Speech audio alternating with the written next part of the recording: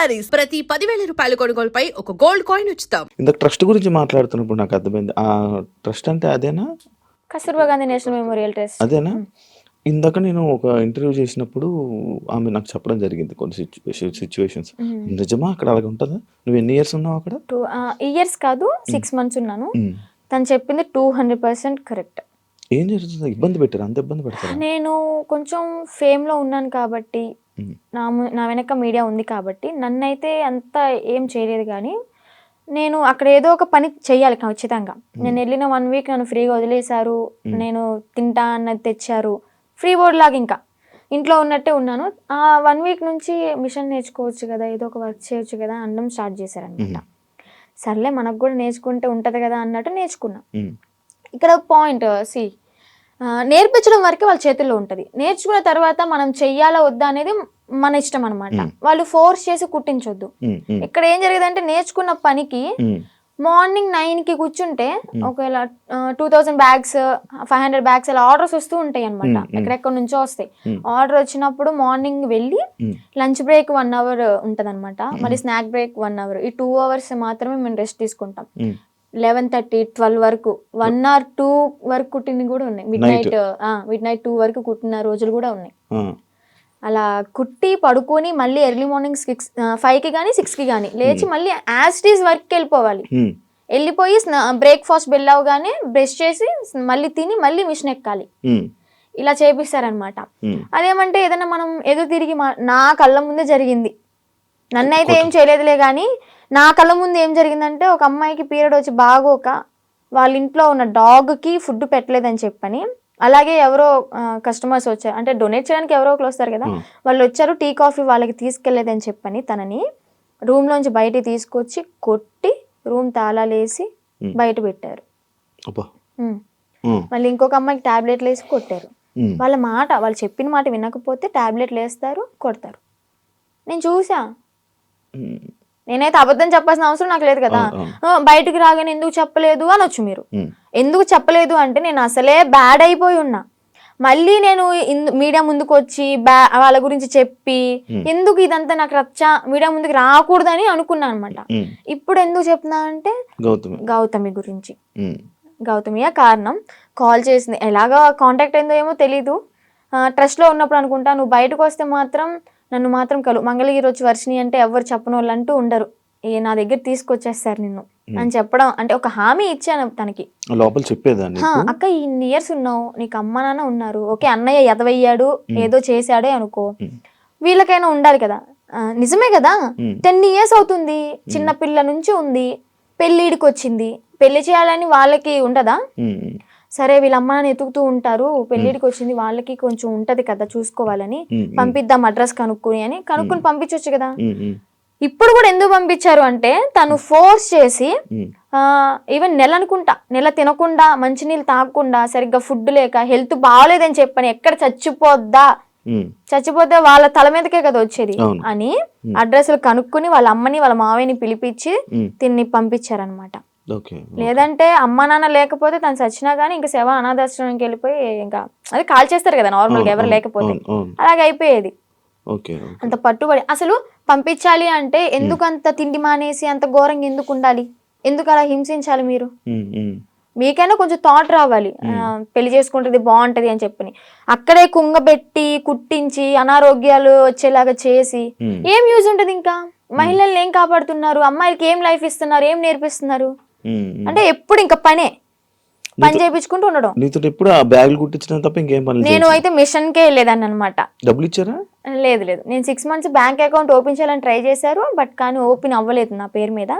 ఇంకా leave it. నేను money కోసం అయితే ఏం వెళ్ళలేదు కదా, నార్మల్ గా ఇంకా వచ్చేసాను అనమాట. బ్యాగ్స్ నేను కుట్టాను అనమాట, నేను కూడా నేర్చుకున్నాను. నేను కుట్టిన బ్యాగ్స్ ఒక 2-3 తీసుకుని అమ్మ కోసం అని చెప్పని, మెమొరీ లాగా నేనే కుట్టాను అన్నట్టు ఆ హ్యాపీనెస్ ఉంటుందని చెప్పని తీసుకొచ్చుకున్నా ఇంటికి. సో అలా జరిగిందనమాట. ఇప్పుడు తనకి ఒకటే న్యాయం చేయాలనుకుంటున్నా. 10 సంవత్సరాలు ఉన్న దానికి ఓకే జాయిన్ అయిన 1 సంవత్సరానికైనా తనకి మనీ వేసారే అనుకుందాం, ఈ సంవత్సరం వదిలేసేయండి, ఎలాగో తెలిసిందే కదా. ఈ 9 సంవత్సరాలకైనా వీళ్ళు మనీ వేసారా తినకి? రోజుకి 18 రూపాయల, ఒక్క రోజుకి మార్నింగ్ నుంచి నైట్ వరకు కుడితే 18 రూపాయలు నువ్వు ఇచ్చేది. ఉమ్, ఉమ్, బయటికి వెళ్తే దానికి ఇప్పుడు కుట్టే దానికి దానికి 1000 రూపాయలు ఇచ్చినా కానీ తక్కువే. 1000 తక్కువ, రోజుకి 1000 అంటే చాలా తక్కువ అది. చాలా తక్కువ అవుతుంది, ఎందుకంటే వాళ్ళు కుట్టే వాళ్ళు దొరకట్లే. ఫినిషింగ్ అయితే అద్దరు కొట్టేస్తుంది తను గౌతమి. ఉమ్, ఉమ్, తన దగ్గర చూసి ఎలా కొడుతుంది ఏంటి అని నేను కూడా అంతే నేర్చుకున్నాను అనమాట. Okay okay.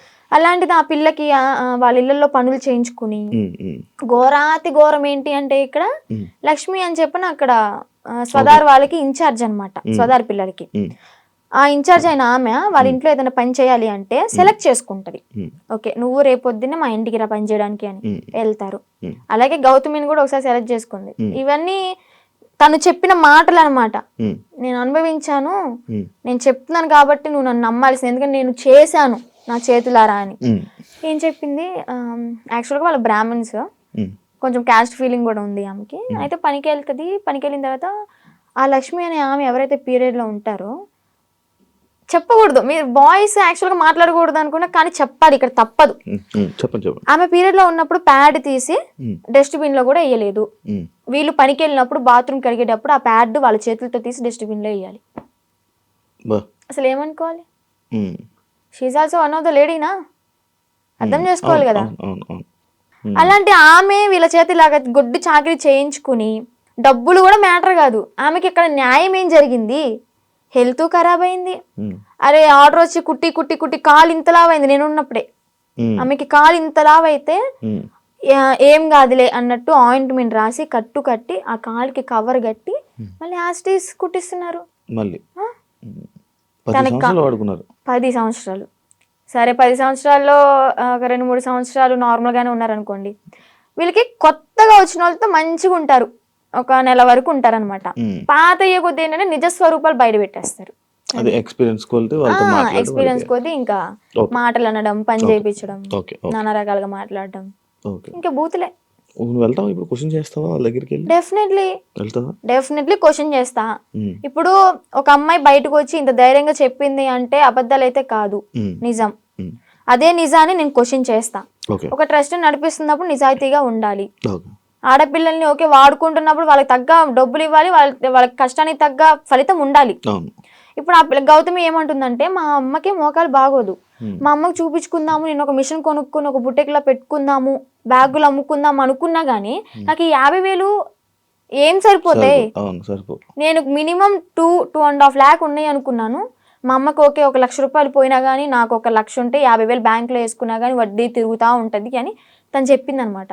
ఓకే. న్యాయమే, తను అడగడంలో న్యాయమే. ఆమె చేసిన 10 సంవత్సరాల వర్క్ కి 2.5 లక్షలు కూడా చాలా తక్కువ. అదే ఇప్పుడు బయట ఉన్నట్టయితే ఎంత సంపాదించేది ఎక్కువే కదా. ఉమ్, చూసుకుంటే బయటకి ఇంద్రభవనాల్లాగా మంచితనంగా కనిపిస్తారు అనమాట. ఎవరైనా క్లోజ్ దగ్గర అయితేనే వాళ్ళ నిజస్వరూపాలు బయటపడతాయి. నీకు బాగా ఎక్స్పీరియన్స్ బాగా ఎక్స్పీరియన్స్ అయింది అనమాట. అందుకే చెప్తున్నా. ఆ ట్రస్ట్ కూడా అంతే, చూడడానికి బయట అమ్మాయిలకి హెల్ప్ చేస్తున్నారు, అమ్మ నాన్న లేకపోయినా కానీ మంచిగా చూసుకున్నారు, తిండి పెడుతున్నారు అని చెప్పాను. ఫుడ్ బాగానే ఉంటది, కాకపోతే పని చేస్తేనే ఫుడ్, పని చేయకపోతే వస్తుండు అంతే, పెట్రో అలాగనమాట. లోపలికి వెళ్తే ఇన్ని ఉంటాయి, రాక్షసత్వం బయటపడుతుంది అనమాట.